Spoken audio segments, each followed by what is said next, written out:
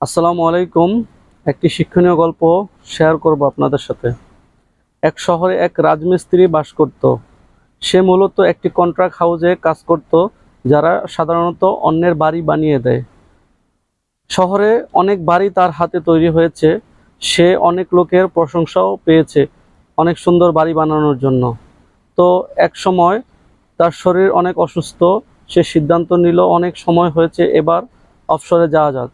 সে মালিককে রিকোয়েস্ট করলো তার অবসরের জন্য, কিন্তু মালিক তা কিছুতেই রাজি হলো না। তার অবসরে যাওয়া কিছুতেই মেনে নিতে পারলো না। কিন্তু অবশেষে মালিক উপায়ন্তর না পেয়ে তখন বলল, ঠিক আছে যাও, তুমি অবসরে চলে যাও, কিন্তু তুমি লাস্ট একটি বাড়ি বানিয়ে দাও, আমরা কথা দিয়ে ফেলেছি কাস্টমারকে।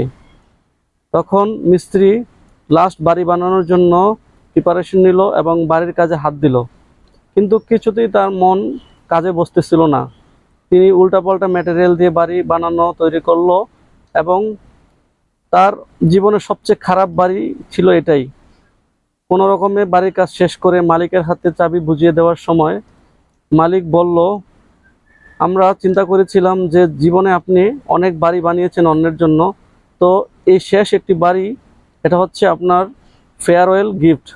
তো আমরা চেয়েছিলাম যে আপনি অনেক বাড়ি অন্যকে বানিয়ে দিয়েছেন, তো শেষ একটি বাড়ি যেন আপনার হাত দিয়ে আপনি তৈরি করেন। এই ছোট্ট গল্পটিতে আমরা শিখতে পেলাম যে জীবনে কোনো কিছুই ফেলনা নয়। আপনার কোন কাজের জন্য কি প্রতিদান আপনার ফিরিয়ে আসে তা বলা যায় না। সো প্রতিটি কাজই খুবই গুরুত্বপূর্ণ। তো জীবনের প্রত্যেকটি কাজ আমরা খুব গুরুত্ব সহকারে করতে চেষ্টা করব।